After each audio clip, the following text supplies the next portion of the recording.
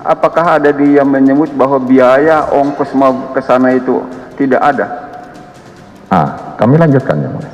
Sebentar, pertanyaan saya saja Siap. yang dijawab. Tapi kalau ditanya yang paling tinggi sudah pasti Teddy Minahasa karena dia yang menggerakkan. Kemungkinan memang ada hukuman mati. Kita lihat bagaimana kesaksian-kesaksian bahwa ini sudah didesain sebenarnya. Hakim dibuat heran dengan kesaksian Teddy Minahasa yang dinilai janggal tentang pengakuannya yang tetap berhubungan dan bekerja sama dengan Linda, meski telah merasa ditipu. Hakim terus mencecar Teddy yang berusaha menghindar dari pertanyaan hakim. Ketika Linda menyatakan mau berangkat ke Brunei itu, apakah ada dia menyebut bahwa biaya ongkos mau ke sana itu tidak ada? Kami lanjutkan yang mulia. Sebentar, pertanyaan saya saja Siap. yang dijawab. Apakah ada disebut saya tidak punya uang mau berangkat? Betul yang mulia. Minta uang kepada saksi? Betul yang mulia. Apa jawaban saudara waktu itu? Waktu itu saya pikir ini pasti mau nipu lagi. Pasti mau nipu lagi. Kalau saya misalnya serius melanjutkan pekerjaan Brunei, mohon maaf yang mulia, barangkali saya bisa memberikan ongkos itu. Oke. Nggak ada saudara sebut bahwa ini ada 5 kilogram barang untuk biaya ke sana atau apa? Itu saya sebut, itulah bagian dari saya mau kerjain dia, mau jebak dia yang mulia. Jadi tujuan saudara sebenarnya menjebak dia. Siap yang mulia. Dari keterangan saudara sudah pernah ketipu, itu keterangan saudara. Catat Betul. di sini. Tapi masih ada komunikasi, dihubungi, masih juga disahuti. Kenapa sampai bisa seperti itu? Tahun 2019 sudah saya tidak pernah membalas komunikasi yang bersangkutan. 2019 ke 2020, 2021 tidak pernah saya hubungi yang mulia.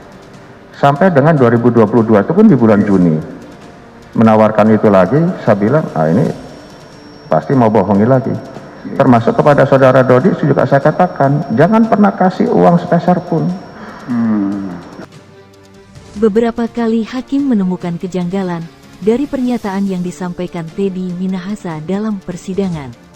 Namun, Teddy berhasil mengeles dari pertanyaan-pertanyaan menjebak yang disampaikan oleh hakim.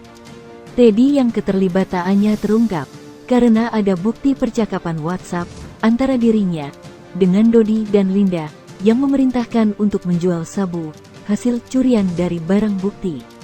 Namun, pengacara Teddy Minahasa, Hotman Paris, merasa percaya diri jika Teddy akan bebas karena bukti yang didapat penyidik dianggap bukti yang tidak sah dalam persidangan. Tapi sekali lagi, roh dari kasus ini hanya satu.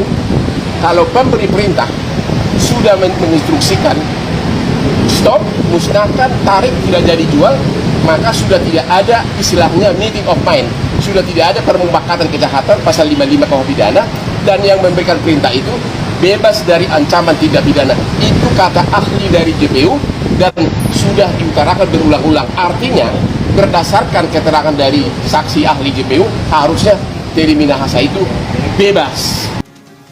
Berbeda pendapat dengan Hotman, ahli pidana Aristo Pangaribuan menilai bahwa kasus peredaran narkoba yang menjerat Teddy Minahasa ini sudah didesain sehingga sangat sulit jika Teddy berusaha lolos dari dakwaan jaksa.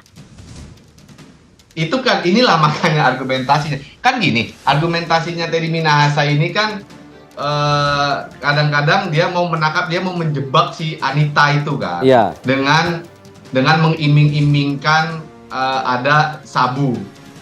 Gitu. Ya memang inilah menjadi logikanya menjadi kemana-mana. Karena Teddy-nya ini melawan arus.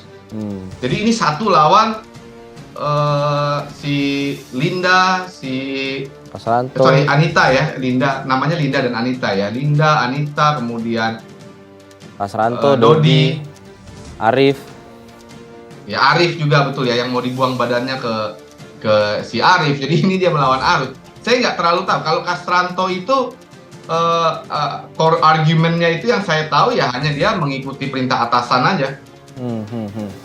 Baik. Artinya kalau kita bicara desain hukum acara kita itu kan tidak mengatur soal sah atau tidaknya alat bukti, ya, tidak seperti hukum acara pidana misalnya di negara-negara liberal. Tapi saya mau kembali ke tadi ya persoalan ini. Jadi kalau kita lihat argumentasi formalnya itu ada dua tadi Mas Alfat kita lihat. Pertama adalah dakwaannya tadi yang Mas Alfat bilang salah. Iya. Dan dakwaan salah itu kan dia bilang bukan 112 atau 114, tapi 140 karena ini penyidik. Betul. Tapi ada satu perbedaan fundamental tadi saya bilang. Kalau pasal 140 itu ya, itu sifatnya administratif, dia tidak menyimpan barang bukti sebagaimana mestinya. Memang makanya hukumannya ringan. Jadi paling ringan itu 1 tahun bisa cuman dihukum. Karena ini bukan perbuatan yang menjual atau menyimpan dengan maksud menguntungkan diri sendiri. Tapi ini lebih kepada kelalaian. Makanya penasihat hukum Teddy Minahasa ini dalam tanda petik mencoba memaksakan bahwa ini sebenarnya 140 karena hukumannya ringan. Karena dibanding yang 112-114 itu bisa terancam bahkan 20 tahun seumur hidup atau mati. Kalau menjual, kalau ini kan 5 kilo ya, di atas 1 kilo itu dia bisa sampai hukuman mati. Makanya itu dipaksakan. Tapi kalau kita melihat substansinya, kita lihat perdebatan ini kan sidangnya terbuka. Saya harus katakan pasal 140 kurang pas karena ini bukan soal kelalaian. Kita lihat bagaimana kesaksian-kesaksian bahwa ini sudah didesain sebenarnya. Sudah didesain oleh kerjasama, ada polisi, Teddy Minahasa, ada Dodi, kemudian ada Linda, ada Arif, untuk menjual. Dan yang lebih parah lagi, ini dilakukan oleh orang yang mempunyai kekuasaan. Tapi kalau ditanya yang paling tinggi sudah pasti Teddy Minahasa, karena dia yang menggerakkan, dia yang menyuruh melakukan. Begitu kan konstruksi dakwaan jaksanya. Lembaga Kajian Strategis Kepolisian Indonesia atau LEMKAPI menilai Irjen Teddy Minahasa layak mendapatkan hukuman paling berat dan pemecatan jika terbukti terlibat kasus narkoba. Perbuatan yang dilakukan Irjen Teddy Minahasa telah menyakiti hati masyarakat dan menurunkan harkat martabat Polri. Teddy Minahasa telah melakukan banyak tindak pidana.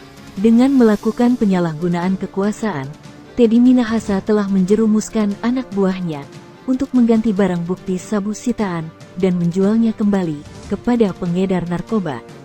Menurut LEMKAPI, perbuatan Teddy juga sama saja dengan seorang bandar narkoba yang selama ini telah merusak masyarakat dan generasi bangsa. Irjen Teddy Minahasa, yang saat itu menjabat Kapolda Sumatera Barat, memerintahkan anak buah untuk menukar 5 kek sabu dengan tawas. Teddy juga bekerja sama dengan Linda, dengan meminta Linda mencarikan pembeli untuk sabu yang diambil dari barang bukti tersebut. Teddy terus menyangkal dalam persidangan bahwa niatannya tersebut hanya untuk menjebak Linda.